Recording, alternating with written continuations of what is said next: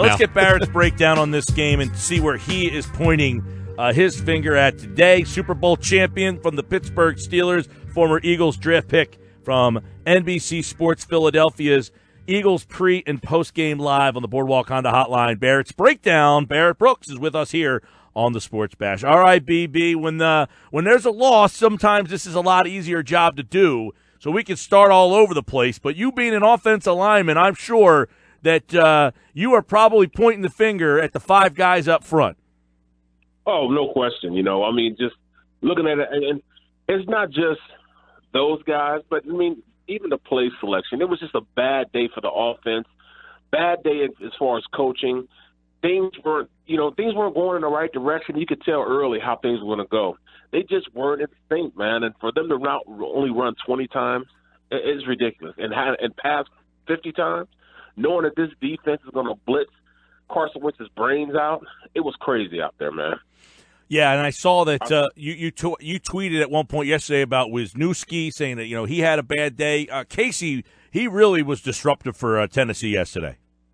Well, he's one of those quiet Pro Bowl guys that everybody in the league knows about him, but the average fan, besides the fans in Tennessee, really don't know who he is. Jarrell Casey is a baller. He's a guy that goes out there. He doesn't look like he's much, man. He looks like he's just a guy out there. But, this kid can really play, man. As Wisniewski, he's probably the best player he's played against in a long time because he ate his lunch. Sometimes you got to bring your hard hat to work, man, and he didn't bring it yesterday. Casey made him look very, very simple, very, very simple on a lot of plays. But it wasn't just him. I mean, even as far as blitz pickup, they even got Kelsey a couple times in their blitz pickup. We all know, if you have a Mike linebacker, then block the Mike linebacker. Don't try to do extra. And a couple of times it caught Kelsey trying to do extra and threw the back off, which led to a sack.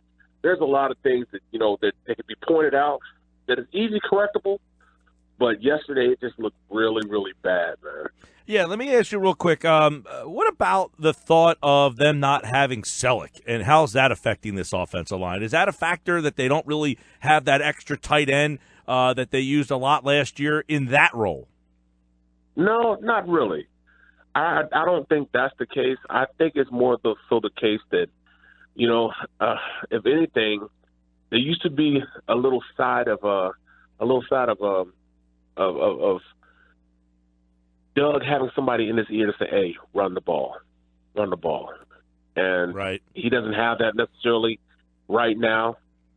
And because of that, I don't know if he has that conscience there to do that. When they did run the ball, especially when they went into the overtime, they had a lot of success. They should have been doing that earlier in the game, but they didn't. Yeah, and I thought, Barrett, I thought they did have success running early, and they got away from it. And then when they went up 17-3, I'm saying every time you carried the ball, you ran the ball for 6, 7, 8 yards. What are you doing? Well, the coach didn't want. I mean, this is almost a Kansas City game-esque, wasn't it? Mm-hmm. I mean, they're doing things that they were running into the blitz and still making yards. You tried to pass into the blitz, and now you're second and 12 or third and 12. You have to be consistent at running the ball, and I didn't see that from them. There was no consistency in running the ball, and I don't know if Coach Groh is a guy that can really get to Doug and tell Doug, hey, I need to run the ball. We need to run the ball. We need to get the ball in our running back's hands. And it might have been because we didn't have Clement and the fact that Jay Ajayi, got a broken back. But when we did do it consistently, we picked up great yards, chunk yardage, and it really turned the tide on how the game was going. Once we stopped, just really put us in a bad position. I didn't want to say his name, but we might miss Frank Wright. We just might miss him. Barrett, what did you see from Nelson Agholor? Because for the first time in a while yesterday, he looked like he did his rookie year. I mean, some big plays that could have been had, and he dropped some passes. He looked out of sort, and he looked like that confidence wasn't there a little bit. So what did you see from Nelson yesterday? I saw the same thing. Yeah. But I think it's just a bad game, and I'm just going to chalk it up to him. Everybody has a bad game every once in a while. We'll see this next weekend against a better defense if it was just a bad game. or is inconsistency just going to be a part of who he is as a player? I have a lot of confidence in him.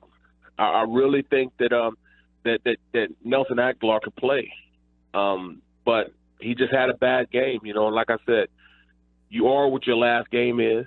You are what we saw until you show us something different. And I think that he will come out there and show us something different. But right now, that's what he looked like the Nelson Agholor from 2 years ago. Yeah, now I want to get to one of the few positives that at least I took away from yesterday, sticking with the wide receivers. Alshon Jeffery makes his return, and he looks like he hasn't missed a minute of practice, let alone all the time he has. So at least they have him. He made a big play early. Talk about Alshon Jeffery getting back into the mix and maybe why that didn't help the team as much as we thought it would on offense, although he put up big numbers himself. Well, I think it did help him. He just can't do it by himself. Yeah. Alshon showed that this is what he is, and I'm glad that they found confidence, even with his first game being back, of going to him. It took us 6 games last year to really get to know how to throw to Alshon Jeffery. But this year, Carson understood, look, you get this ball around his catch radius, he's going to come up with it. He's got strong hands, a big body, he can shield guys off. He played well yesterday. It just goes to show he's the consummate pro. Give him an opportunity to go get the ball. He'll go get it, but you have to give him that opportunity. He went in and made some positive strides yesterday.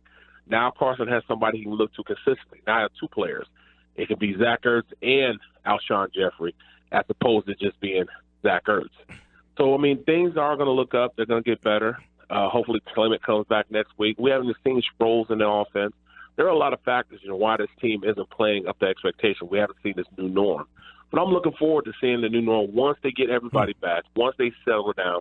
And usually after the 4th game, you really know what a team is. Well, they haven't had a 4th game really with all their guys together. They're still in the initial stage of really defining who they are as an offense. So, I think I'm giving 1 or 2 more games to see where they lie. And as far as, offensively, how they're going to shake out, what's going to be their namesake and them going out and playing in games. But at this point, I still don't know. And, I'm looking forward to potential, but that's all I see right now is just potential. I don't see any reaping the benefits of it right now. Barrett Brooks with us here on the Boardwalk Honda Hotline. Barrett, when you look at the defense and the home and road splits, they're significant. So is it as simple as this defense is just not the same on the road, or is it becoming, I'm concerned about this defense? You know what? I think it's more so what happened in that Tampa Bay game. I think they're kind of shell-shocked on how they play defense because of the Tampa Bay game. If you look at it, teams are starting to take advantage of that skinny post on Jalen Mills' side of the ball.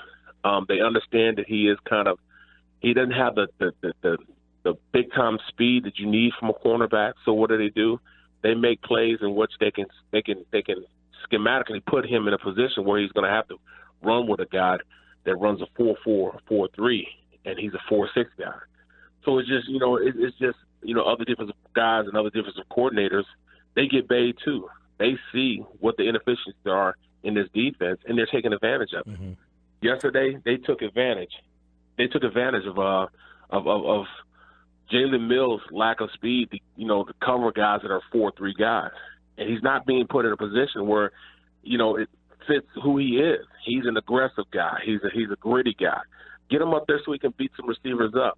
9 times out of 10, he's not going to miss, But if you don't give him an opportunity to play uptight and aggressive, then how are you taking advantage of what his skill set is? His skill set is not, following the guy and running with him. His skill set is getting up, being aggressive guys. The loss of McLeod yesterday, how evident was that and how big of a loss? And do they have to think about maybe tweaking something there? Because Graham kind of got, exposed a little bit, and I think Graham was really good in the role that he was kind of brought here for. This is a guy who didn't want to come to training camp because he knows his role, but now you're asking him to do a lot more. So they have to really explore maybe doing something at that safety spot. Absolutely. I think they're going to have to. They're going to have to make something happen. At this point, they can't continue to leave Millsy out there by himself. You just can't do it. If you're going to play him, let him play his ball, get up, beat up receivers, reroute receivers. As far as the safety goes, you need somebody over the top, and that's exactly why we missed him. He was one of those guys that he was always in position. He just couldn't catch. That's the only thing. Rob McLeod just couldn't catch. But he was there to make a play. And I think the game would have been a lot different if they allowed him, if he was in the game and he could go up there and be allowed to go up there and be that deep safety. There would have been a lot of those skinny posts because he'd have been right there breaking it up or even maybe knocking it down. They didn't have that yesterday, and it showed. They knew at this point the Titans knew how to game plan it, in which they can get Millsy one-on-one. And, we're going to have to find some way to change things around. I don't know whether it's moving Jalen Mills maybe to safety or put him in the slot so he can use his aggressiveness, coming downhill, making tackles, things of that nature. Or, putting Sidney Jones on the outside. And, whatever they need to do, they need to find out what's comfortable for the players, what's good for those guys to take advantage of their skill sets. At this point, it's not their skill set. I mean, even as far as tackling, we've got to tackle a lot better than we tackled yesterday. Barrett, there was a lot of negatives and a lot of concerns that we saw from yesterday, but on the defensive side, what's a positive? What's a bright spot from this game yesterday? Because it's really hard for me to find one. I mean, Malcolm Jenkins was Malcolm Jenkins. He had some big plays in overtime, and he seemed like he was into it. But outside of him, it seems like the passion and the urgency that we saw last year from every single guy on the field wasn't there yesterday, and there wasn't a lot of bright spots to be had. So what are some positives that you saw? Well, positive. When we decided we wanted to run the ball, we ran the ball very, very well. We also saw that Carson is a lot tougher than we thought he was going to be. Even with his knee, he went out there and played and commanded the offense. That's a positive. Although we don't want to get him beat up like we got him beat up, he can take a lick and keep on ticking. So that's a positive. Look on special teams. I really think that special teams we played well. I think Jake Elliott hit their intermediate, field goals. He hadn't been able to hit intermediate field goals in a long time consistently. Well, he was consistent yesterday. Carter played well with the one time he did get a chance and an opportunity to return a punt. He did a great job. There's a lot of positive stuff that I did see in there, and we were right there on the cusp of winning the game. It's just the negatives just far they just outweigh what I saw anywhere else. Little things, they're on defense. They were in position to make plays. They just didn't make the tackle. I mean, Hicks, 9 times out of 10, I'll take Hicks making the tackle on Deion Lewis all day long. But that one time, he wasn't there to make a play, and it allowed them to keep the ball going. It's Ronald Darby. 9 times out of 10, he's going to make a better play on at least slowing a guy down to make a tackle. But he didn't do that yesterday. So what happened? They took advantage of his size and threw passes to him in which, speed screens in which he had to go up and make a play, and he couldn't make the play. They're in position to make plays. They're just not making plays. There weren't a lot of positive stuff, but there was enough that they could have won this game, and they didn't. So, they got a lot of work. I don't want to hear this new norm anymore. We got to get past talking about the new norm and being a new norm. Now, Barrett, when you won the Super Bowl with Pittsburgh, was that your last year in Pittsburgh, or were you back the following year? I was back the following year. Okay, so was it different? Like, that feeling of we won? Because I kind of described it at the beginning of, last year, it was like Rocky 1. They were ready to fight, and then later on they were Rocky 2. They had all the money, they did everything, and he didn't want to train as much because they won. And we see that all the time. But did you sense that in the Pittsburgh locker room that when you guys won the Super Bowl, that there was a little complacency and that it is hard to ramp it back up? It wasn't necessarily that. I think we just got picked apart, and we just didn't have the same team that we had when we won the Super Bowl before. We really had to reload and get some guys. Jerome Bettis didn't come back. Half our DBs didn't come back. A couple of receivers didn't come back. 2 key starters on the offensive line didn't come back because everybody came in and picked apart the Super Bowl team. So yours was more personnel. Right. So we had to reload. That was what was going on. It was a total difference from this Eagles team. This Eagles team, instead of reloading, they were already loaded, and guys got healthy, and they're starting to come back now. This team just wasn't healthy at the start of the season, and that's the problem. Okay. Because it almost seemed like yesterday, or even last week against Indianapolis, like the Colts wanted to fist fight you, and it's almost like the Eagles are like, look, we did our fist fighting, man. I don't feel like breaking my nose anymore. I went through that already. And Right. it's 17-3, and it was like, dude, stay down. And the Titans were like, we're not staying down. And it was almost like the Eagles didn't feel like getting their face bloody. Right. That's exactly what's going on, man. It's not prima donnaism or anything like that. I just think you have to have a swagger, but you have to back that swagger up. You have to make sure, like I tell people all the time, when we won a Super Bowl, we knew we're the best team on the field because we practiced that way. We went out there, and our coach would have to tell us to stop practicing so hard. He'd be like, hey, guys, if you guys don't stop beating each other up, I'm going to shut this practice down and take you in, because we knew we needed to practice a certain way and practice against the best, like going against Casey Hampton. I know I'm playing against the best nose guard in the league. And he was thinking the same thing when it comes to, Jeff Hardings or myself and others in offensive line. We're going against him. He feels, I already played against the best offensive line, so I'm good. Well, these guys have to have the same swagger about themselves. A guy like Lane Johnson, I'm playing against the best defensive end in the world, Brandon Graham. So When I go play in the game, nobody's better than him. So I know I'm not going to be playing against the best player. So, it gets easier in the games. Well, it hasn't been able to get easier in games because you have to understand they're going to play, like I said, they're a quarter of the way to playing through 16 Super Bowls. They're going to get everybody's best, and everybody circled them on their calendar. So it's just the nature of the beast. If the Eagles, how you come out. If the defense struggles at home this week, this is a team they played last year in the playoffs and essentially dominated the game with their defense. If the defense struggles this week, then do we have more questions about those home and road splits and start to wonder, maybe this personnel isn't as good as we thought? Yes. That's definitely what it is. It's now starting to be one of those things where we have to understand we're not as good as we think we are, and we got a lot of work to do. Yeah. There's got to be some changes. We've got to look at within ourselves and say, hey, we're not as good as we think, so we got to do something different before we go forward. Well, the third down play, right before the half, that was uncharacteristic of Doug, and I hope it's not the Andy Reid syndrome where when Andy started to get coaches plucked from him, he struggled a little bit. Well, it is what it is, man. I looked at the game yesterday. Yeah. And I didn't see the same coaching style that I saw. I didn't see the same swagger than Coach Schwartz or even their play calling. I can remember Doug saying, all right, it's not necessarily who we're playing against last year. It's what we want to do. We dictate what we want to do.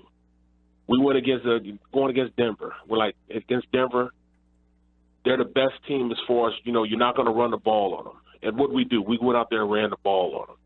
We dictated what we wanted to do to teams, and I don't see that same swagger about us. I don't see that same intensity about us. And you were talking about intensity earlier in this interview. I don't see it either. And until it comes around, it's going to be a hard-pressed season for this team. Like I said, I've experienced before. After we won the Super Bowl, we went 8-8.